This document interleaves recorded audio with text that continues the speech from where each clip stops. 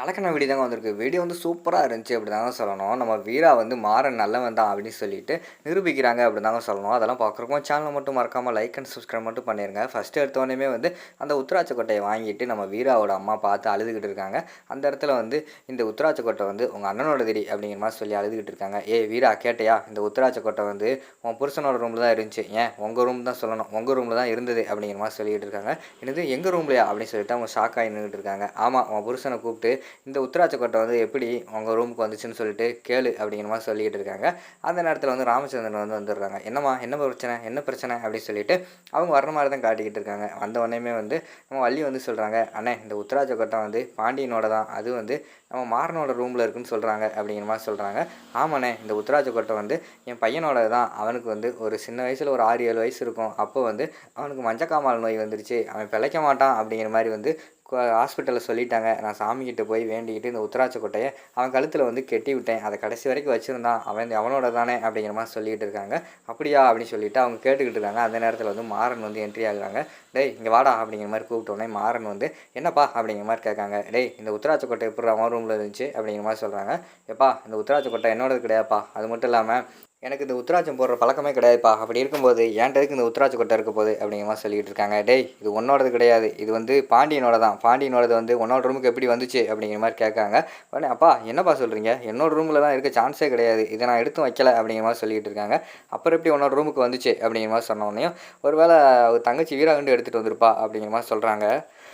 உடனே கண்மணி வந்து சொல்கிறாங்க, அவள் தான் எடுத்து வச்சுருந்தானா, இவ்வளோ பிரச்சனை நடந்துகிட்டு இருக்கும்போது உம்முன்னு இருக்க மாட்டா, அவள் ஒன்றும் எடுத்து வைக்கல, நீங்கள் தான் அந்த உத்திராட்ச கொட்டையை வந்து அவனை கொலை பண்ணிவிட்டு எடுத்துகிட்டு வந்து இங்கே வச்சுருக்கீங்கன்னு நினைக்கிறேன் அப்படிங்கிற மாதிரி சொல்லிட்டு கண்மணி சொல்கிறாங்க. அண்ணி வார்த்தை வந்து அளந்து பேசுங்க, தேவையில்லாமல் வந்து பேசிக்கிட்டு இருக்காதிங்க.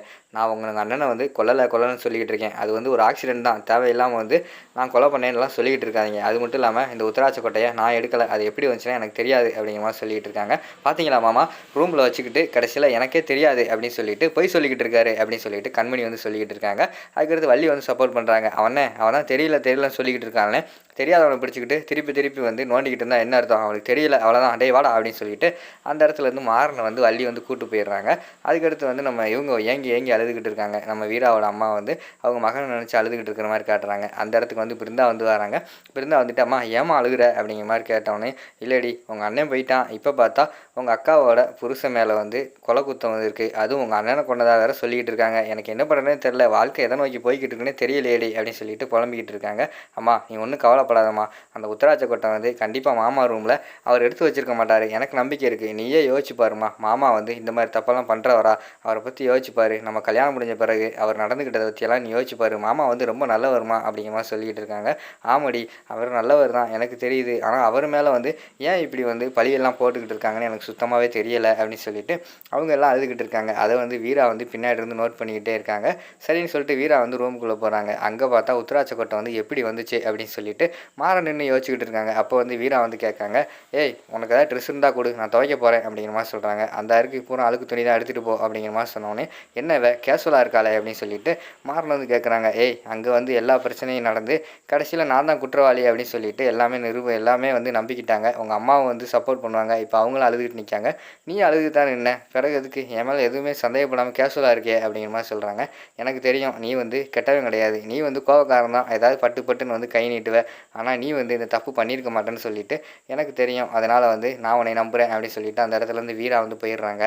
அடுத்த சீனில் வந்து வீரா வந்து துணியெல்லாம் துவைச்சி போட்டுட்டு நேராக ஆட்டோ ஸ்டாண்டுக்கு போகிற மாதிரி தான் காட்டுறாங்க. ஆட்டோ ஸ்டாண்டில் வந்து அவங்க அண்ணனோட ஃப்ரெண்ட்ஸ் எல்லாமே இருக்காங்க.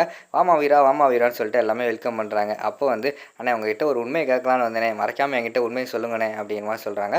சொல்லு வீரா எதனாலும் சொல்லிடுவோம் அப்படின்னு சொல்லிட்டு ஆட்டோக்காரங்க சொல்கிறாங்க. அண்ணே எங்கள் அண்ணன் வந்து எங்கள் வீட்டை தவிர அதிகமாக இருந்தது உங்கள் கூட தான், இந்த ஸ்டாண்டில் தான், அதனால் வந்து எங்கள் அண்ணனுக்கு வந்து யாரு கூடயாவது அடிதடி பழக்கம் ஏதாவது இருந்துச்சானே, முக்கியமாக வந்து மாறன் கூட ஏதாவது இருந்துச்சானே அப்படிங்கிற மாதிரி கேட்டவொடனே, ஏமா அப்படிலாம் கிடையாதுமா, ஆட்டோக்காரங்க எந்த ஒரு சின்ன பிரச்சனைனாலும் நாங்கள் எல்லாருமே ஒன்று கூடிடுவோம், யாராவது போதையை போட்டு சும்மா தகராறு பண்ணால் கூட நாங்கள்லாம் ஒன்று கூடிடுவோம், அதான் எங்களுக்குள்ளே, அதனால் வந்து யார் கூட பிரச்சனை வச்சுருந்தாலும் எங்களுக்கு தெரிஞ்சிடும். அது மட்டும் இல்லாமல் புதுசாக வர்ற ஆட்டோக்காரங்களையே வந்து கஸ்டமர்கிட்ட எப்படி பேசணும் எப்படி பழகணும் அப்படின்னு சொல்லிட்டு பாண்டியன் தான் கிளாஸ் எடுப்பான். அவனே போய் யார் கூட சண்டை போடுவானா, சண்டை போடுறதுக்கு வாய்ப்பே இல்லை. அது மட்டும் இல்லாமல் உன்னோட புருஷன் இருக்கானே அவனும் ரொம்ப தங்கமான பையன், தேவையில்லாமலாம் சண்டை போட மாட்டான், அவன் ஏதாவது காரணம் இருந்தால் தான் அவன் வந்து சண்டை போடுவான், அது மேலாம் டவுட் படாதமா அப்படிங்கிற மாதிரி சொல்லிடுறாங்க. அதுக்கடுத்து வீரா வந்து பக்கத்தில் ஸ்டாண்டுக்கு பக்கத்தில் எல்லாத்துட்டையுமே விசாரிக்காங்க. பூ கடைக்காரங்க, இளநீ கடைக்காரங்க எல்லாட்டையுமே விசாரிக்காங்க. ஆரம்பிக்காங்க. எல்லாருமே அதுதான் சொல்கிறாங்க. பாண்டியன் வந்து தங்கமானவர், அதே மாதிரி மாறனும் தங்கமானவங்க தான். 2 பேரும் சண்டை போடுறதுக்கான வாய்ப்பு கொஞ்சம் கூட கிடையாது. இதெல்லாம் நம்பாதம்மா அப்படி சொல்லிடுறாங்க. வீரா வந்து ஒரு கான்ஃபிடென்ஸோட வீட்டுக்கு வர மாதிரி தான் காட்டுறாங்க. வக்கீல கால் பண்ணி வீட்டுக்கு வாங்க சார் பேசணும் அப்படிங்கிற மாதிரி சொன்னோன்னே வக்கீல வந்துடுறாங்க. மாமா நான் தான் வர சொன்னேன் வக்கீல அப்படின்னு சொல்லிட்டு ராமச்சந்திரன் கிட்ட சொல்கிறாங்க. எதுக்குமா வர சொன்னேன் அப்படிங்கிற மாதிரி சொன்னோன்னே வக்கீல்கிட்ட சில விஷயத்தெல்லாம் சொல்லணும் அப்படிங்கிற மாதிரி சொல்கிறாங்க. சார் இங்கே பாருங்கள் சார், மாறன் வந்து ஆக்சிடென்ட் பண்ணுறதுக்கு வேணால் வாய்ப்பு இருக்குது, ஆனால் கொலை பண்ணுறதுக்கெல்லாம் வாய்ப்பு கிடையாது. அவன் அவளை வந்து கெட்டவெல்லாம் கிடையாது. அதனால் வந்து எனக்கு என்னமோ அந்த ஐ விட்னஸ் போய் சொல்கிறான். அந்த போலீஸ்கார் வந்து மாறன் மேலே ஏதோ வன்மத்தோடு இருக்காருன்னு நினைக்கிறேன். வள்ளியம்மா அந்த போலீஸ்காரனுக்கும் மாறனுக்கு இது பிரச்சனை இருக்கா அப்படிங்கிற மாதிரி கேட்காங்க. வள்ளி வந்து சொல்கிறாங்க அப்படிலாம் இல்லையே, அந்த போலீஸ்காரனே இப்போ தான் பார்க்குறோம் அப்படிங்கிற மாதிரி சொன்னோன்னே அப்படின்னா அந்த போலீஸ்காரங்க ஏதோ வந்து உள்நோக்கத்தோட தான் செயல்பட்டுக்கிட்டு இருக்காரு. அது மட்டும் இல்லாமல் அன்னைக்கு கோர்ட்டுக்கு வந்தப்போ அந்த ஐ விட்னஸ்காரன் வந்து ஒரு மாதிரி பதட்டத்தோடு இருந்தான். நார்மலாக இருக்கிற பதட்டத்தை விட அவன் அதிகமான பதட்டத்தோடு இருந்ததை வந்து பார்க்க முடிஞ்சுச்சு. அதனால் வந்து அவனை விசாரிங்க அப்படிங்கிற மாதிரி சொல்கிறாங்க. அந்த நேரத்தில் வந்து ராகவன் வந்து வர்ற மாதிரி காட்டுறாங்க. அப்போ வந்து வக்கீல் வந்து சொல்கிறாங்க, சரி விடுங்க, இப்போ தெரிஞ்சு போச்சுல மாறனை பற்றி நீங்கள் சொல்லிட்டீங்க, அடுத்த ஹியரிங்கில் வந்து அவனை வந்து கிராஸ் கொஸ்டின் கேட்டு அவனை கண்டிப்பாக வந்து வசமாக சிக்க வைக்கிறேன், சிக்க வச்சு அவனை தலைதிரிக்கி ஓட வச்சு உண்மையான குற்றவாளி யாராக இருந்தாலும் அவருக்கு தண்டனை வாங்கி கொடுத்துருவோம் அப்படின்னு சொல்லிட்டு வக்கீல் வந்து சொல்லிக்கிட்டு இருக்கிற மாதிரி காட்டுறாங்க. இதை கேட்டவொடனே ராகனுக்கு வந்து மனசே சரியில்லை. ஒரு மாதிரி கவலையோடு வந்து மாடிப்படி ஏறி போய்கிட்டு இருக்கிற மாதிரி காட்டுறாங்க. அதோட பார்த்துக்கிட்டிங்கன்னா அந்த எபிசோடு வந்து முடிச்சிடுறாங்க.